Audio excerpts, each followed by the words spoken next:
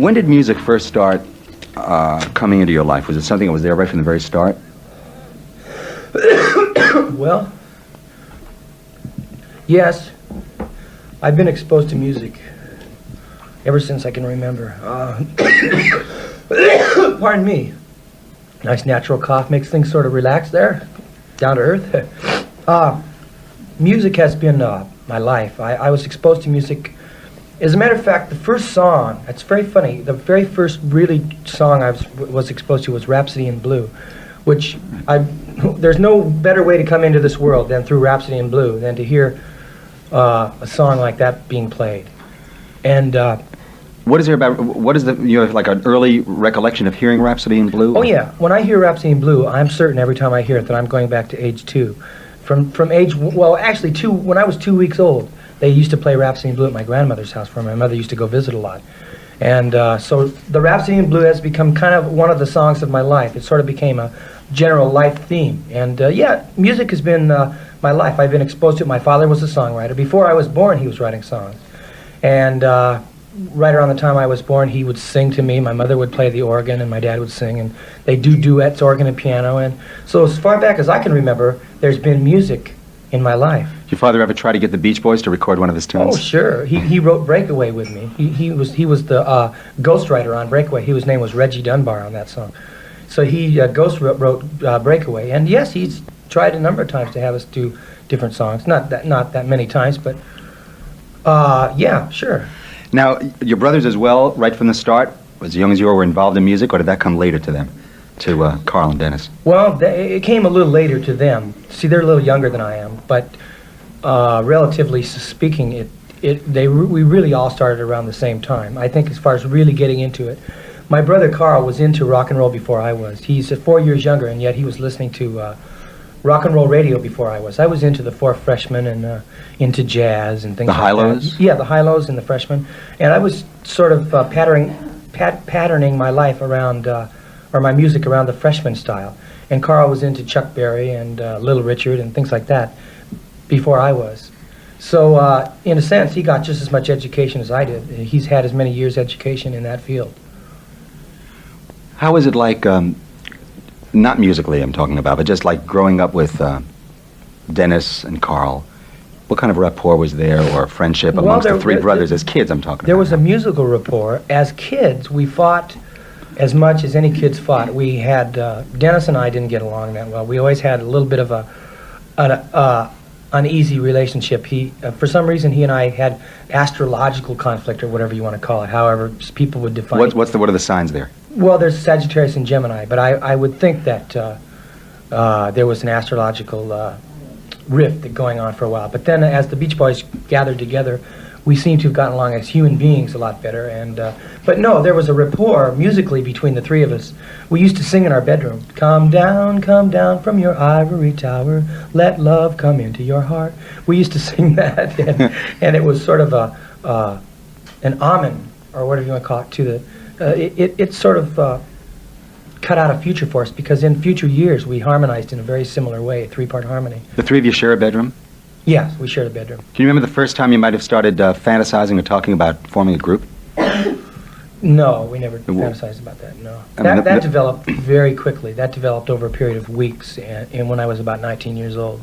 Dennis was 17, Carl was 15. And we kind of developed into a group sort of through the wishes of Dennis. He said that at school, he told me that the kids at school knew I was musical because I'd done some singing for assemblies and so on. And he said, why don't you write a song about surfing, because surfing was becoming a big fad. So it so happened that we got together, and Mike Love came up with bump, bump, dip, dip, dip, you know, that Jan and Dean type riff. And I came up with some of the background music, and we just flowed right into a career from out of nowhere. It was just an amazing start. And he said, why don't you write a song about surfing, because surfing was becoming a big fad. So it so happened that we got together, and Mike Love came up with bump, bump, dip, dip, dip, you know, that Jan and Dean type riff. And I came up with some of the background music, and we just flowed right into a career from out of nowhere. It was just an amazing start. It must have been an incredible thing for it just to come crashing down like that, like from, like you said, in a matter of weeks from being just a college student, high school students, and so on. And then being a rock and roll star. Right, to becoming overnight success, overnight wealth. That's the thing that hit me the hardest, was the fact that I wasn't thinking, oh my God, I don't have to get up and go to work to make my money. The money's rolling in from sales of records. I was just really set. I mean, it gave me a lot of confidence, you know what I mean? It can do tricks on your head. Did you quit school? You were in college, yeah, right? I quit college. As soon as I saw that surfing was making it, I saw no reason to continue there. I thought I'd funnel my time into my career. Now, the first record was, I know this because I recently looked in a book where they listed rare records, rare singles, and what they're worth. Now, you did a record under the name Kenny and the Cadets, right? Right. Now, according to this, I forget the name of the book. I think Art LeBeau puts it out or something. That single is worth, to collectors, more money than any other record, any other rock and roll record in history, singles. There's must be very, very few copies of it around. Right. The record by Kenny and the Cadets. What's the story in that record? Well, the story, there's hardly a story to it, except that the story is that it was a song that I didn't write, so therefore I didn't pattern it for myself. I just merely sang it, and were the other Beach Boys on it, or just you? Just my mother and I and Carl. We're Kenny and the Cadets, and I was Kenny, and the Cadets was my mother and Carl. I didn't particularly like the record. I thought the record was weak. I thought that it needed more background and that the vocals weren't strong. But that's a simple story. That's all there is to that story, really. Do you have a copy of the record? No, I don't, personally. Do you know who does? I mean, it's like No, people are offering literally thousands and thousands of dollars. Collectors are for this record. Yeah, I was offered. I was offered a copy by a fan once, and I think I turned him down. I said, no, I'd rather not hear the record. When was the last time you heard it? Oh, geez, years ago. I mean, that had to have been at least 15, 20 years ago. Something around 18 years ago. Now, was that kind of a regional hit in California? No, or, no, it was a totally obscure record. Obscure. Yeah. What was it called? Barbie. Do you remember it? Who wrote it? I mean, what's Barbie, Barbie. That's about all I can remember. That was the first record. Yeah, the other side was, what is a young girl made of? Sugar and spice and everything nice and all that kind of stuff. The simple little commercial songs, you know. Yeah. That's the Frankie Avalon kind of song was happening those days. You know, in the late 50s, early 60s, your Frankie Venus. Avalon. Oh, Frankie Avalon is speaking of old artists, is definitely one of my very favorite artists of all time. He just had such a voice. There was something about the man it's a quality. You know that quality? You'll have a special artist and you'll say, oh, I just revere artists like that. Anyway, he's one of my revered artists. I think he's tops. I think he's wonderful. Frank Sinatra is also another artist. I wrote a song for Frank Sinatra. Funny thing, I wrote a song about 2 or 3 weeks ago for Frank, personally, called Still I Dream of It, and I'm presenting it to him this week. I doubt if he'll take it. It's the sort of thing, he's looking for the commercial song. I mean, he's almost 60 years old, and he doesn't want to be singing the same old, when somebody loves you, it's no good unless they love you all the way. You know, I mean, I'm sure he can appreciate good material no matter what it is. Mm-hmm. It's hard to say, depending on the frame of mind he's in, if he take my song. I might change it around for him if he wants. Anyway, I did that. That was just for a feather in my cap. I also might approach Stevie Wonder and Elton John with the same song if Sinatra decides not to do it. Would it be a song that you'd ever think of recording? Oh, yeah. If they don't do it, I'm going to do it for sure, without a doubt. Is there something in you that would like to do an album, let's say, of those kinds of, kind of like a crooner kind of album? Yeah, something I would love to do a crooner album. As a matter of fact, I'm cut out for the crooner type music. I love singing ballads. I like... torch songs. Torch songs. I love them. I think they're... I recall an album called Only the Lonely that Frank Sinatra made, which was superb. I mean, that is class listening. You don't get better than that. I mean, it's also got that album has one of the album covers that remains in my mind more than almost any other, of the clown and the tears coming down. The vibrations of that album was definitely on a high level. And it's that kind of music that means the most in my life and that has lasted in my life. I'll take that off the shelf now and then and I'll play it. And it'll make me cry at times and I'll go through my thing. Getting back to what we were talking about, I plan to use most of my material for the Beach Boys. I think that the group should be central in my life, which it is, and I think that it should remain central to me and to my material. I think that writing a song for Frank Sinatra should be considered a side venture for a feather in the cap. An honor to meet him if I get to meet him, and so on like that. But generally speaking, most of the stuff, 99% of my stuff is intended for the group, because this is where home is. Home is with the Beach Boys with me, you know. Right.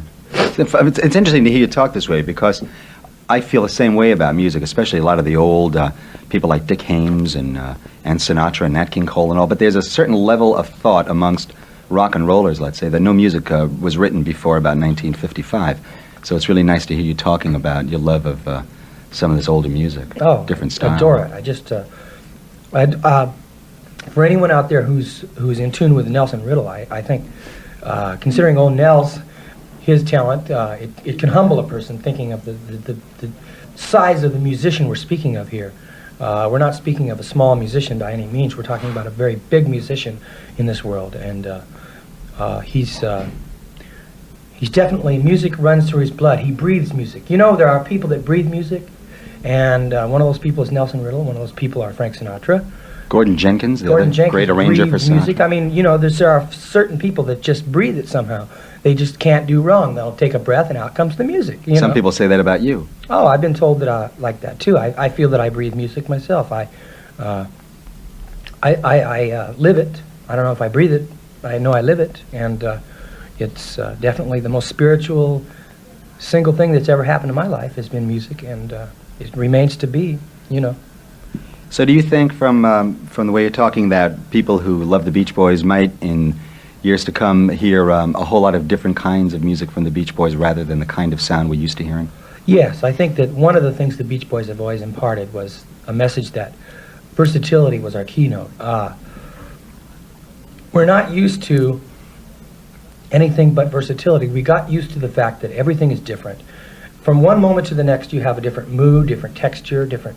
And this is how our albums move. Our albums have that same motion, just like life. It's like one experience is much deeper than the next. One has a lot more emotion than the next, or one might be a little more exciting than the next, you know. There's a lot of emotion, but there's a flow. I mean, the fact that you can hear 12 cuts on an album, that's the flow in itself. It's all music. Mm-hmm. But the fact that it changes around and that it becomes interesting is a keynote of the Beach Boys. Do you take a great deal of care in how the album is programmed? What track follows what track? Yeah, we sit and vote on that. We sit down and decide. We say, well, what do you think should start the album out? What should be the last cut? We sort of get our first and last cut first. What's the first cut? What's the last cut? Then we fill in the spaces, 2, 3, 4, and 5, you know. Okay. Let's get back to the Beach Boys for a moment. We were talking about you and your brothers and all. Now, Mike Love got involved in what way?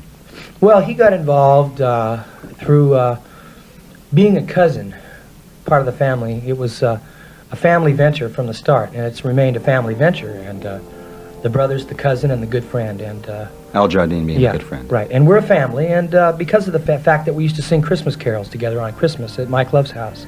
His mother used to teach us Christmas carols, and we'd harmonize.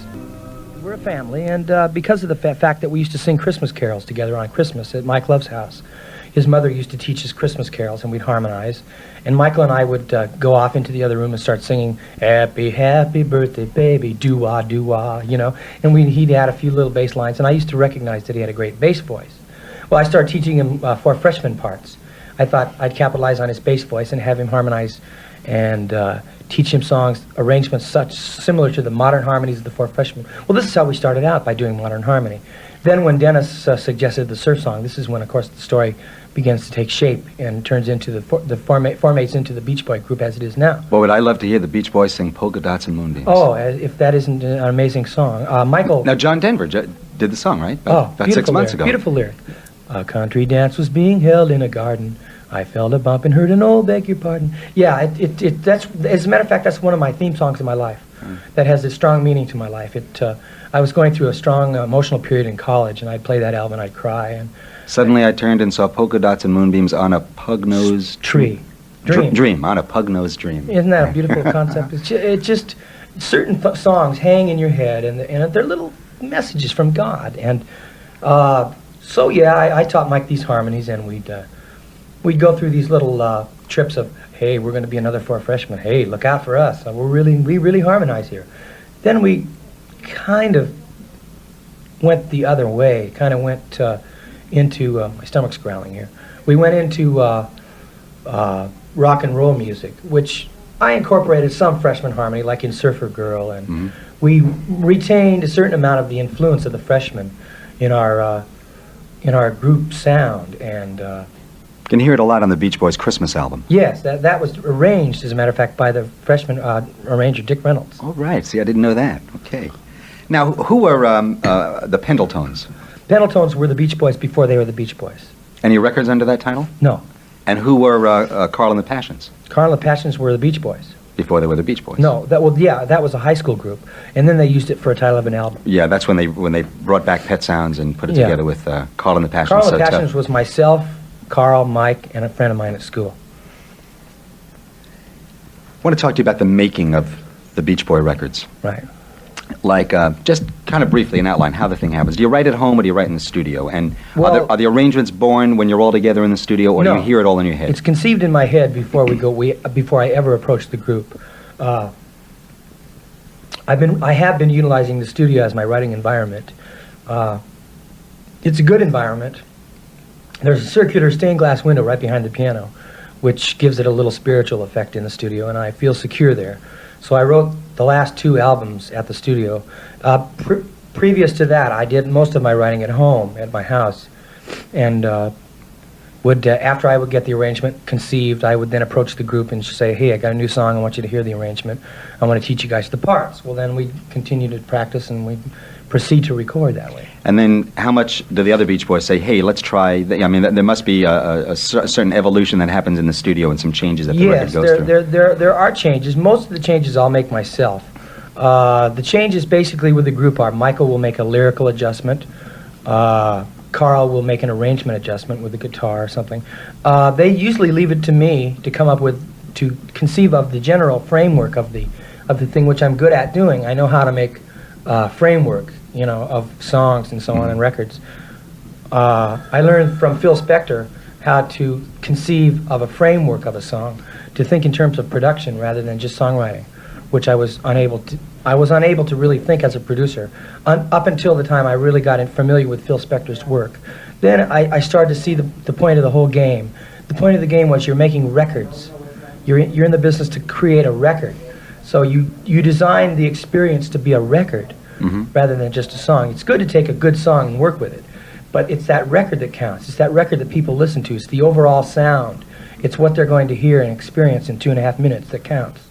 True or false? I heard this story a long time ago. They said that when the Beach Boys get finished at a recording session, they always want to hear the playback over a little kind of 4-inch speaker to see what it was going to sound like in car radios. Yeah. Coming out of AM radio stations. Yeah, this is in order to get a realistic view of how it sounds. You did do that then. I mean, most people, the studio monitors are these enormous, no one can ever hear a record at home like what it sounds like in a studio. And you used to really have a little speaker just to hear what it would sound like in a car. But we'd blast it on the loudspeakers and feel the bass in the gut and really get your ears knocked off with all the highs and the high frequencies. But when it comes down to listening to what it's going to sound like over a small speaker, we get right down to just playing it right over the little speaker and hearing it at a realistic level, which we're used to knowing levels. We know about levels and things, so we know just about what it's going to sound like on a speaker, on a car radio, and so on like that. So it helps to do that because then you know where you're at. I know what a fan you are of Phil Spector and how much you admire his work as a producer. First of all, do you think who else in record producing? Bob Crew, I think. Bob Crew did a lot of Frankie Avalon's records, didn't he? No, Frankie Valli's. Oh, Frankie Valli, right. Right. Bob Crew is another model producer who I admire. I admire his knack for being able to make a commercial record, his knowledge of commerciality. Terry Melcher, who's not as well known, but Terry Melcher is probably one of the greatest examples of a good producer, just a producer. Van Dyke Parks is another music man that I think is just amazing. And who co-produced some things of the Beach Boys with you? Yes, he got involved with me quite heavily and steered me in some good directions and turned on some light. Especially in the Surf's Up album. Right. Was Van Dyke involved in Pet Sounds as well? Or No. That was just you? I met him right after Pet Sounds. Mm-hmm. How about some of the way records are being produced of late, here in the middle 70s? What do you think of there's really almost a new production technique. Every record is sounding very, very, to me anyway, when I say every record, I mean a lot of records. Very, very kind of clean, slick sound, and a lot of what I thought was the old kind of rock and roll funk seems to be gone. Do you think it's going in a good direction? They're becoming very antiseptic, is what No, I'm it's trying to not say. going in a good direction. I don't think it's going into by any means in a real good direction. I think it's become very stale. I think, of course, we're enjoying it, though. I don't see how we can enjoy all this stale music. But as I say, I got involved in making stale music, and I think, which is another word for commercial-like music. You know, it's music that's just there as background, as sort of like a little pocket symphony in your head. You hear these little symphonies, you hear a 2-minute symphony and it's gone. You're on to the next thing. Consciousness.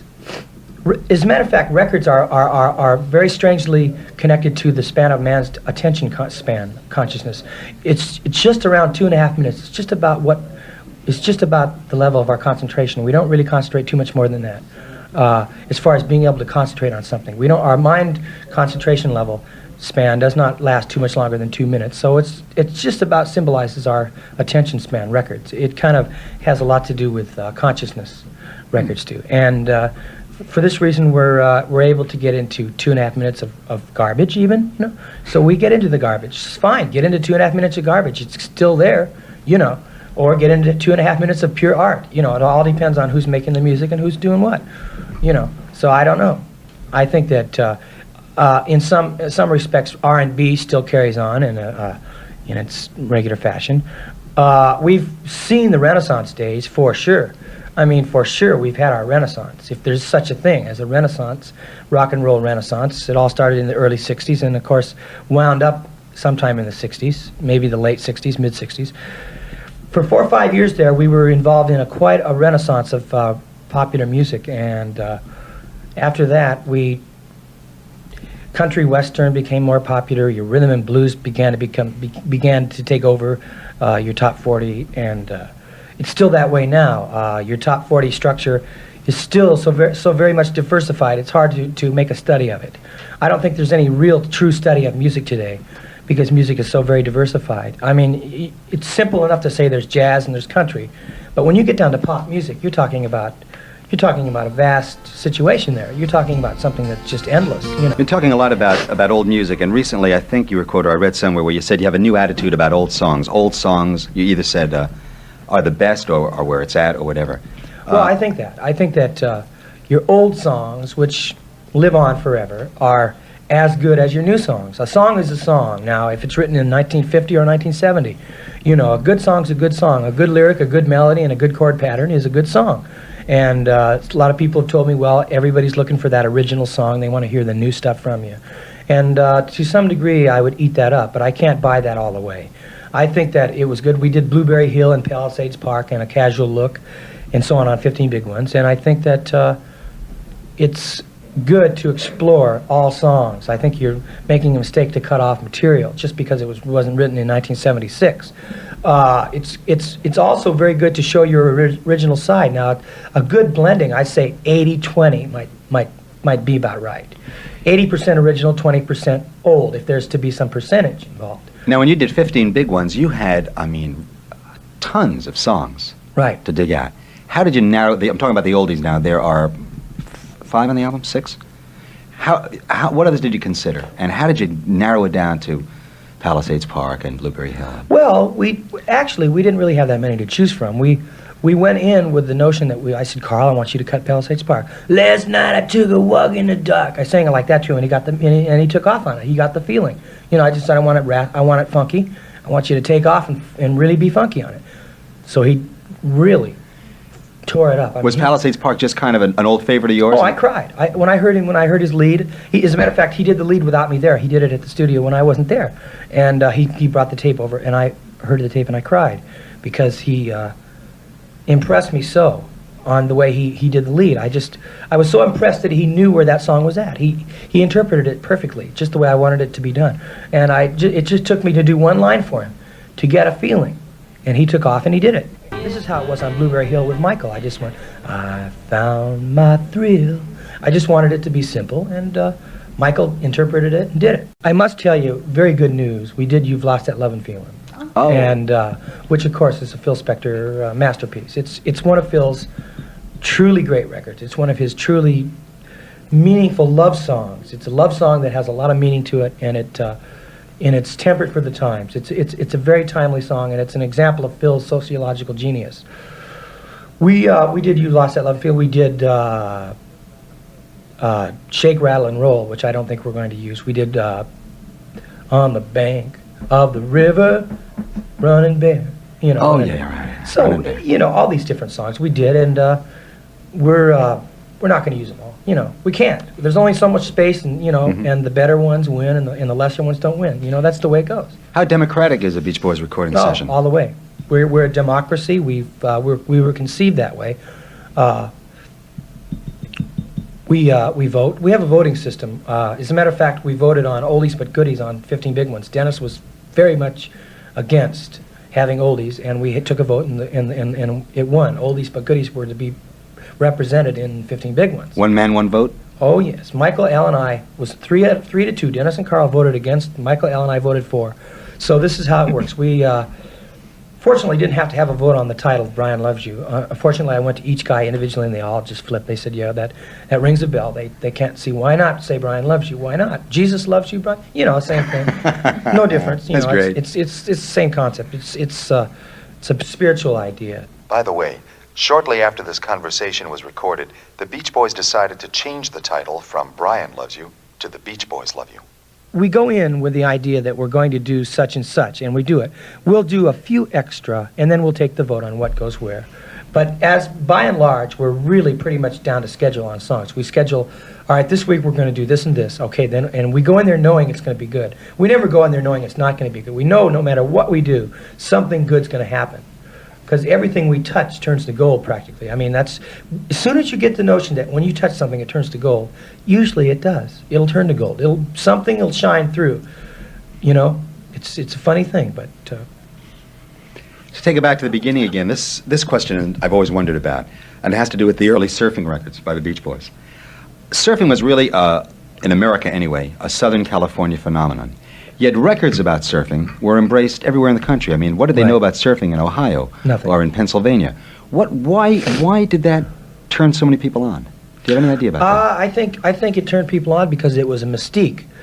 It's like the snow to California. I think it's the same thing. I mean, a snow fad would have taken over in California. I mean, suppose New York would have come out with a snow thing where we're riding in our toboggan or something, toboggan riding in the snow. It's the same thing. Surfing was inaccessible to people in the East, well, in most of the country, an inaccessible sport, something you couldn't do. So there was a mystique to it. It was something from California. There's the thing in California. Same thing with the snow. Snow songs would have made it big in California had it would have taken off.